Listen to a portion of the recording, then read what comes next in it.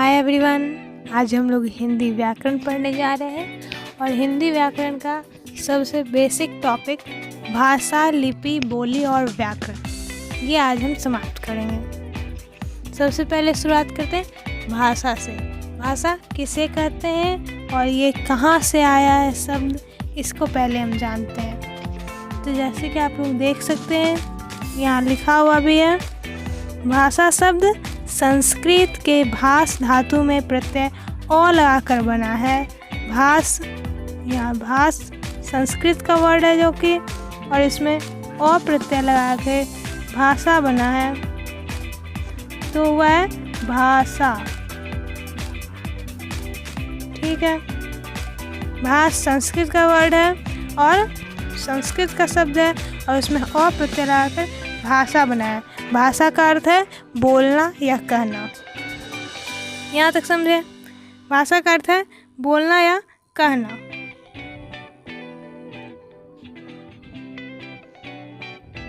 बोलना या कहना, भाषा का अर्थ है बोलना या कहना। अतः भाषा वह माध्यम है जिससे हम सोचते हैं तथा अपने मन के भावों और विचारों को व्यक्त करते हैं। अगर भाषा नहीं होगा तो हम अपने मन में भी कैसे सोचेंगे? नहीं सोच पाएंगे ना। हम जो कुछ भी बोलते हैं, जो भी बोलने का माध्यम है वो भाषा है। जो भी हम लोग प्रयोग करते हैं बोलने के लिए वो ही भाषा है। जो हम लोग सोचने के लिए प्रयोग करते हैं वो ही भाषा है। अब हम लोग देखेंगे भाषा का परिभाषा क्या होता है। तो भाषा का परिभाषा क्या है? भाषा जिस साधन के द्वारा मनुष्य अपने भावों और विचारों को प्रकट करता है, वो बोल कर करे या लिख कर करे, उसे भाषा कहते हैं। यहाँ से हम एक और बात समझ सकते हैं कि सबसे पहले तो हम लोग ये जाने कि भाषा वह साधन है जिसके द्वारा मनुष्य अपने मन का बात दूसरों तक प्रकट करता है, या दूसरों का बात जान पाता है, या अपने ही मन में कुछ सोच पाता है। भाषा इसको समझे। अब यहाँ जो हम लोग परिभाषा देखें, इससे हम लोग को एक और बात पता चल रहा है कि भाषा भी दो प्रकार से व्यक्त किया जाता है। विचार और भाव और विचार यहाँ देख सकते हैं को बोलकर या लिखकर। मतलब भाषा दो तरह से प्रकट किया जा सकता है, बोलकर और लिखकर। इसके बारे में हम लोग आगे जानेंगे। इससे पहले हम लोग भाषा की विशेषता जानेंगे कि भाषा जब हमारे लिए इतना महत्वपूर्ण है, हम लोग जो कुछ भी बोल रहे हैं भाषा के कारण बोल रहे हैं, तो फिर इसका क्या विशेषता है? कुछ तो बात होगा। तो देखते हैं हम लोग भाषा की विशेषता। सबसे पहला विशेषता, केवल मनुष्य के मुख से उच्चरित रूप को ही भाषा कहते हैं तथा यह मानव को पशु वर्ग से अलग करती है। तो इससे एक और बात समझ में आता है और हम अभी बता देते हैं कि भाषा वो ही होता है जिसका व्याकरण हो, और किसी भी पशु वर्ग के भाषा का व्याकरण नहीं होता है, इसलिए उसे हम लोग भाषा नहीं बोलते हैं। भाषा और मनुष्य द्वारा उपयोग की जाने वाली भी हर प्रकार की भाषा नहीं होती है। तो भाषा वही होती है जिसका व्याकरण हो, और मनुष्य और पशु वर्ग को इस अलग करता है। और पशु वर्ग को उच्च श्रेणी में भाषा के कारण भी रखा जाता है, क्योंकि भाषा में व्याकरण होता है। दूसरा हम लोग देखेंगे, भाषा की रचना विभिन्न ध्वनियों के संयोग से होती है। यहाँ ये भी देख लीजिए, भाषा की रचना कैसे होती है विभिन्न ध्वनियों से। हम लोग जैसे अभी पढ़ रहे हैं, बोल रहे हैं, तो बहुत सारा भाषा शब्द ही है, या फिर कोई भी शब्द है। भ, आकार, स, आकार, इतना मिला तब तो एक वर्ड शब्द बना। तो भाषा की रचना विभिन्न ध्वनि से होती है। भ अलग होता है, स अलग होता है। अगर सिर्फ भ, तो फिर क्या बनेगा? कोई भी वर्ड, कोई भी शब्द बनेगा? सिर्फ भ से तो कोई शब्द बनेगा नहीं। भाषा अलग अलग है, तो फिर अलग अलग ध्वनियों के योग से, संयोग से, जोड़ से बनता है भाषा। अब तीसरा हम लोग देखेंगे, भाषा द्वारा हम अपने मन के भावों और विचारों का आदान प्रदान करते हैं। ये तो हम लोग परिभाषा के द्वारा भी जान चुके हैं, लेकिन इससे ज़्यादा महत्वपूर्ण है अभी ये बात, ज्ञान प्राप्ति और उसकी अभिवृद्धि। भाषा ज्ञान प्राप्ति और उसके अभिवृद्धि में सहायक होता है। ज्ञान प्राप्ति में कैसे सहायक होता है? जैसे अभी हम लोग पढ़ रहे हैं, जान रहे हैं कि भाषा क्या होता है, तो क्या हम लोग जो कुछ भी बोल रहे हैं किसी न किसी भाषा में बोल रहे हैं ना, किसी न किसी भाषा से जान रहे हैं कि क्या होता है। तो ये हमारे ज्ञान प्राप्ति में भी सहायक होता है। और जान रहे हैं तो जानने के बाद हमारे ज्ञान में बढ़ोतरी होता है, तो वही अभिवृद्धि का अर्थ होता है बढ़ोतरी। तो बढ़ोतरी होता है तो ये भाषा हमारे ज्ञान की बढ़ोतरी, ज्ञान के अभिवृद्धि में भी सहायक होती है।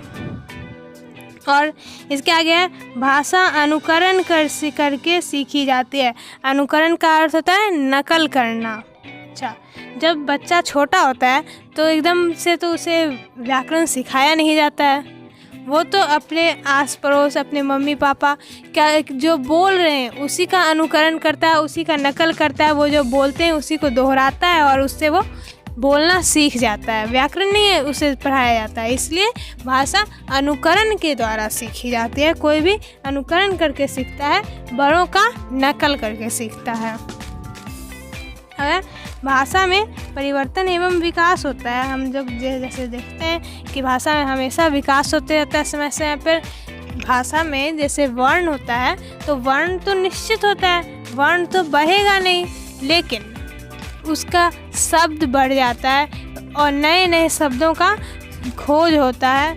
तो क्या इससे भाषा में विकास होता है। विकास होता है तो परिवर्तन होता है।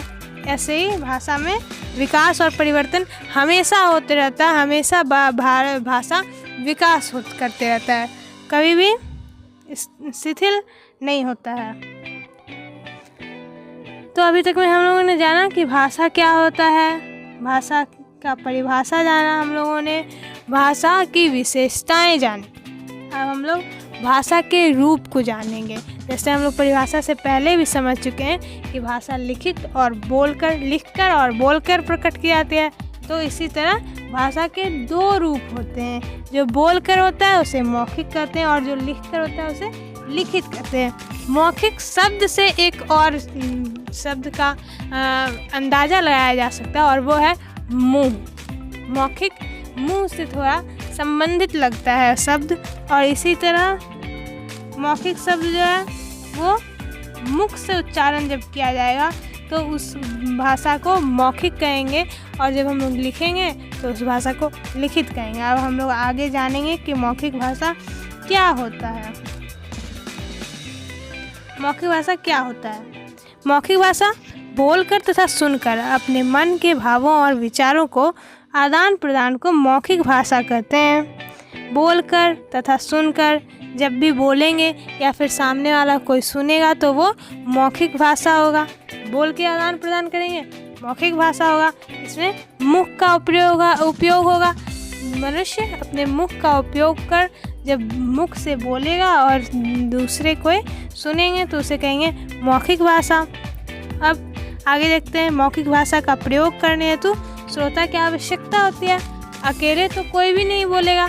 बोलने का अर्थ है कि सामने कोई सुनने वाला, सुनने वाले को ही श्रोता कहते हैं। श्रोता का मतलब सुनने वाला। तो मौखिक भाषा का प्रयोग तभी होगा जब सामने कोई सुनने वाला हो। इसका प्रयोग फिल्म, नाटक, भाषण आदि में होता है। फिल्म, नाटक, भाषण देखते हैं हम लोग, उसमें सामने में देखते हैं कोई बोलते रहता है, भाषण देते हैं तो उसमें एक बोलते हैं और बाकी सब सुनते हैं। फिल्म भी हम लोग देखते हैं तो उसमें फिल्म में दर्शाया व्यक्ति को बोलते हुए देखते हैं तो वो मुख से बोलता है और वो मौखिक भाषा होता है। तो अभी हम लोगों ने मौखिक भाषा को जाना। अब हम लोग लिखित भाषा जानेंगे। लिखित भाषा क्या होता है? भाषा के लिखित रूप में लिखकर या पढ़कर, उसमें था बोलकर या सुनकर, और इसमें लिखकर या बोलकर। जब हम लोग लिखेंगे अपने हाथ का उपयोग करेंगे तो लिखित भाषा होगा, और इससे हम लोग जब लिखेंगे तो अपने मन का बात दूसरों तक प्रकट करेंगे और वो समझेगा। यह भाषा का स्थायी माध्यम होता है। कैसे होता है स्थायी माध्यम? जैसे हम लोग मौखिक में बोले और श्रोतागण सुने, लेकिन उसमें फिर कुछ बचा नहीं। हम लोग बोले और वही बात समाप्त हो गया, ख़त्म हो गया। लेकिन जब हम लोग लिखते हैं तो वह लिखा हुआ रहता है और उसे हम ही नहीं पढ़ सकते, दूसरे को भी पढ़ सकते हैं, इसलिए इसे स्थायी माध्यम कहते हैं। इसका प्रयोग होता है पुस्तक में, पत्र पत्रिका, शिलालेख में। इतिहास जितना भी हम लोग जानते हैं वो तो लिखित माध्यम से ही जानते हैं, कहीं ना कहीं लिखित साक्ष्य मिलता है, उससे हम लोग जान पाते हैं कि इतिहास क्या था, क्या रहा होगा। तो ये तो 2 रूप हम लोग पढ़े, लिखित और मौखिक। लेकिन इसके अलावा भी एक रूप होता है, लेकिन उसे रूप की पदवी नहीं दी गई है। हम लोग रूप के मतलब भाषा के रूप के में उसे नहीं पढ़ते हैं। क्यों? क्योंकि उसका भी कोई व्याकरण नहीं है, लेकिन वह भाषा है। क्या? इसका नाम है सांकेतिक भाषा। जब हम लोग ना ही तो मुख से बोलते हैं, ना ही तो हाथ से लिखते हैं, केवल संकेतों के माध्यम से एक दूसरे में अपने आदान प्रदान करते हैं, अपने मनोभावों को प्रकट करते हैं, तो यह सांकेतिक भाषा होगा। और इसमें लिखने या बोलने की कोई आवश्यकता नहीं है, ये हाँ संकेत से होता है। जैसे आप लोग भी कभी भी सड़क पर जाते हैं तो देखते हैं कि सड़क किनारे कोई बैनर लगा रहता है, उसमें कुछ बना रहता है साइन, तो ये सांकेतिक भाषा है। जिसके माध्यम से, जैसे यहाँ है, ये है, इसके माध्यम से हम लोग क्या जानते हैं, ये फर्स्ट एड किट का है, फर्स्ट एड किट। इसी तरह ये है, ये आप लोग निशान चिन्ह अक्सर स्कूल के पास देखते होंगे। इसका मतलब है कि गाड़ी का हॉर्न, कृपया गाड़ी का हॉर्न ना बजाएं। क्यों? क्योंकि वहाँ स्कूल है, शांति की आवश्यकता है। तो इसी तरह आप लोग सड़क पे देखते होंगे ट्रैफिक पुलिस रहता है। ट्रैफिक पुलिस क्या करता है, इशारों के संकेतों से माध्यम से सीटी बजाकर गाड़ी को रोकता है और जाने के लिए आदेश देता है। तो यही होता है मौखिक, और इसमें कोई व्याकरण नहीं होता है, इसलिए हमने इसे भाषा का दर्जा नहीं दिया गया है, लेकिन ये भी भाषा का एक रूप है। हम लोग देखेंगे कि हमारे भारत में कितना भाषा को मान्यता दी गई है। तो भारतीय संविधान में 22 भाषाओं को मान्यता दी गई है। कौन कौन? हिंदी, संस्कृत, उर्दू, तेलुगु, उड़िया, असमी, तमिल, मराठी, नेपाली, पंजाबी, बंगाली, गुजराती, मलयालम, कोंकणी, मणिपुरी, सिंधी, कश्मीरी, डोगरी, कन्नड़, बोडो, मैथिली और संथाली। भाषा की मान्यता दी गई है, इसका मतलब है कि इन सभी का अपना अपना व्याकरण होगा। जब किसी भी भाषा में दिया जाता है व्याकरण, तभी उसे भाषा की मान्यता दिया जाता है।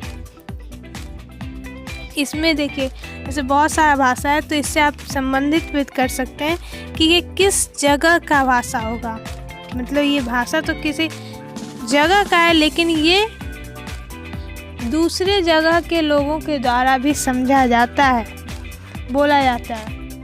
तो इसमें जैसे तेलुगु हो गया तमिलनाडु का, उड़िया उड़ीसा का, असमी असम का, तमिल तमिलनाडु का, मराठी महाराष्ट्र का, नेपाली नेपाल का है, पंजाबी पंजाब का। इसी तरह बाकी भाषा भी किसी अलग अलग जगह क्षेत्र से संबंधित है, क्षेत्र से, राज्य से संबंधित है।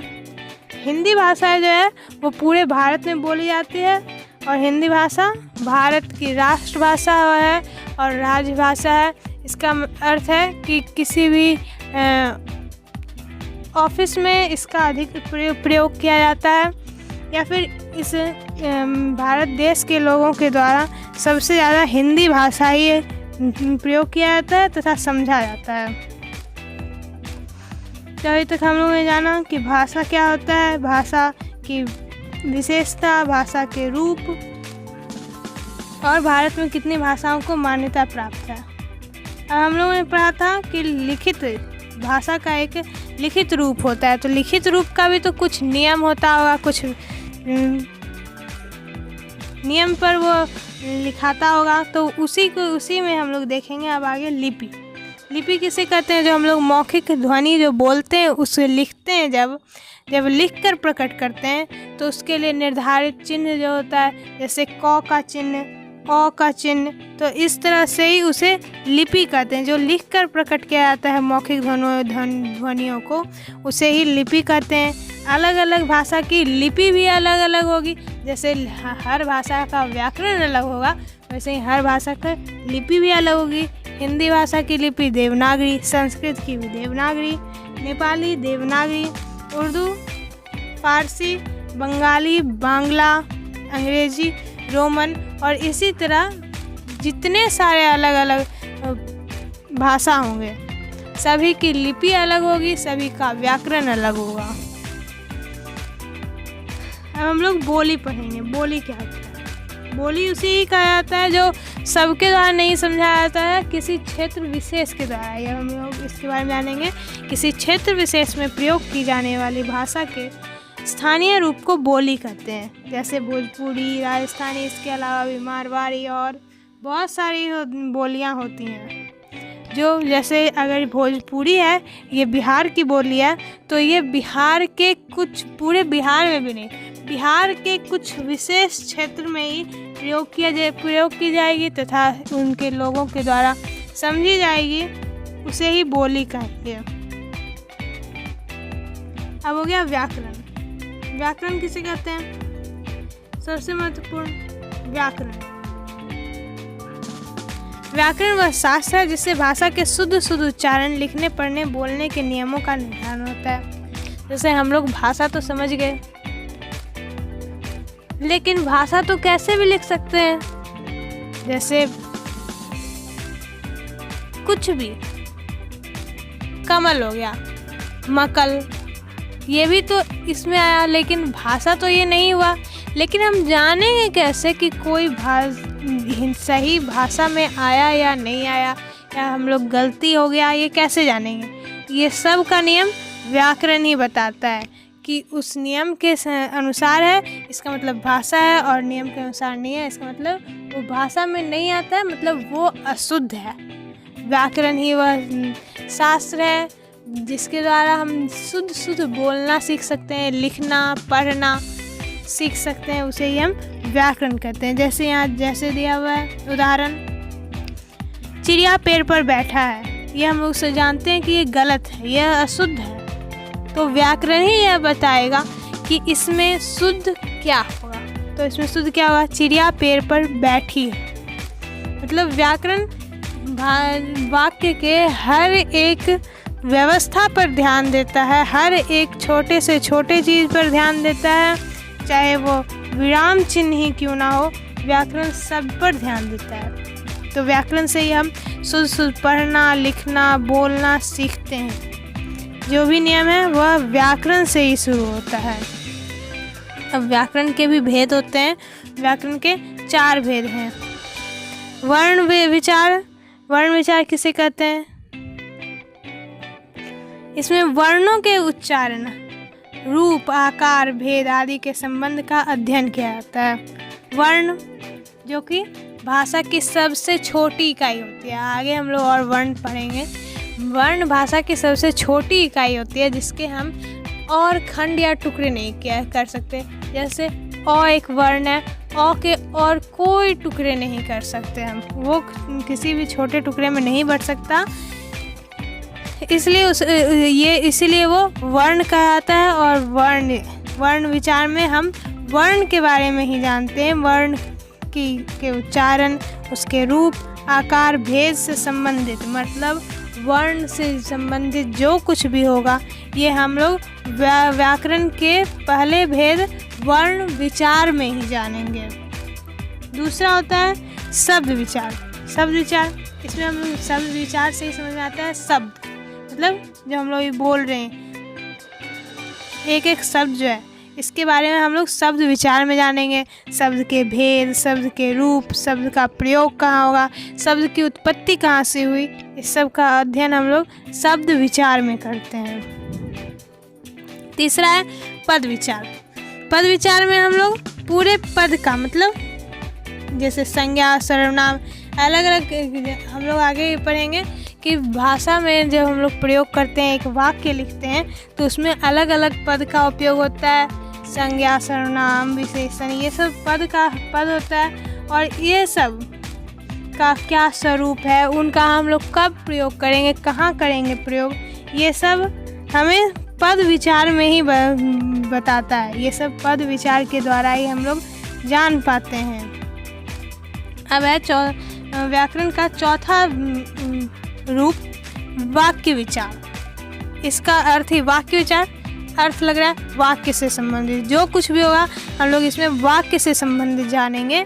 तो इसका इस भाग में वाक्य विचार, उनके भेद, रचना, अर्थ तथा विराम चिन्हों आदि के विषय में अध्ययन किया जाता है। जैसे व्याकरण अगर हम पढ़ रहे हैं तो इसमें सभी चीज सम्मिलित होगा, वर्ण, अक्षर, शब्द, वाक्य सभी सम्मिलित होंगे। लेकिन जब हम उसके अलग अलग भेद पढ़ेंगे, तो जब शब्द विचार पढ़ेंगे तो उसमें शब्द के बारे में जानेंगे, उसकी उत्पत्ति, उसका प्रयोग। और जब हम वाक्य के बारे में पढ़ेंगे, वाक्य विचार पढ़ेंगे, तो उसमें जानेंगे कि वाक्य का निर्माण कैसे होगा, उनका कितने भेद होते हैं, उनकी कैसे रचना है, उनका क्या अर्थ है। और विराम चिन्ह, जब हम लोग वाक्य समाप्त करते हैं तो विराम चिन्ह आते हैं, तो विराम चिन्ह, इन सब के विषय में हम लोग वाक्य विचार में अध्ययन करेंगे। तो यही समाप्त होता है आज का ये पाठ, यही समाप्त होता है। भाषा, बोली, लिपि और व्याकरण। अब इससे संबंधित हम लोग कुछ क्वेश्चन करेंगे कि हम लोगों ने कितना जाना, हम लोग कितना समझ पाए, कितने क्वेश्चंस कर पा रहे हैं हम लोग। तो इसी कड़ी में सबसे पहला सवाल है यहाँ, हिंदी दिवस कब मनाया जाता है। पहला सवाल है, हिंदी दिवस कब मनाया जाता है। ये मैंने आपको बताया नहीं अभी तक, लेकिन इस क्वेश्चन के माध्यम से ही बता देते हैं कि हिंदी दिवस हम लोग 14 सितंबर को मनाते हैं। 14 सितंबर को मनाते हैं हिंदी दिवस, 14 सितंबर को मनाया जाता है हर साल। दूसरा क्वेश्चन, भारतीय संविधान में कितनी भाषाओं को मान्यता दी गई है। ये हम लोगों ने अभी पढ़ा है। भारतीय भाषाओं में संविधान में 22 भाषाओं को मान्यता प्रदान की गई है। इसका हम लोगों ने नाम भी पढ़ा है, 22 भाषा कौन कौन से हैं। भाषा के क्षेत्रीय रूप को क्या कहते हैं। क्षेत्रीय रूप का अर्थ कि ये किसी विशेष क्षेत्र के लोगों द्वारा ही समझा जाएगा और इसे दूसरे क्षेत्र के लोग नहीं समझ पाएंगे। जैसे हम लोग एग्जाम्पल पढ़े थे भोजपुरी, जो कि बिहार में बोले जाते हैं, बिहार में भी किसी एक विशेष क्षेत्र में, तो इसे क्या कहेंगे, इसे बोली कहते हैं। क्षेत्रीय विशेष में जब भी बोली जाएगी तो वो बोली होगी। हिंदी भाषा की लिपि क्या है कि लिखने में जो चिन्ह प्रयोग होता है उसे हम लोग लिपि में जानते हैं, और हर भाषा की अलग अलग लिपि होती है। तो हिंदी भाषा की लिपि क्या है, हिंदी भाषा की लिपि देवनागरी है। पांचवा क्वेश्चन, किसी भाषा के लिखने और की विधि को क्या कहते हैं। जैसे उन्होंने बताया कि हिंदी को लिखने की विधि जिसमें बताई जाती है वो देवनागरी लिपि है। तो हिंदी भाषा की लिखने की विधि को क्या कहते हैं। इसमें लिखित भाषा नहीं हो, लिखित भाषा वो होता है जो हम लोग लिख के प्रकट करते हैं, लेकिन लिखने की विधि आया। विधि कैसे कहते हैं, जब भी विधि आया तो विधि लिपि में जानते हैं हम लोग कि भाषा के लिखने की विधि, लिखने की विधि को हम लोग लिपि में जानते हैं। धन्यवाद। आज का कक्षा यहीं समाप्त होता है। आशा है आप लोग समझ पाए होंगे और इससे रिलेट कर पाए होंगे, और जो कमेंट करके बताइए कैसा लगा, और अगर कुछ छूट गया हो और आपको कुछ और जानना हो तो कमेंट ज़रूर कीजिएगा। उसमें जवाब आप लोगों को ज़रूर कमेंट का जवाब दिया जाएगा। धन्यवाद।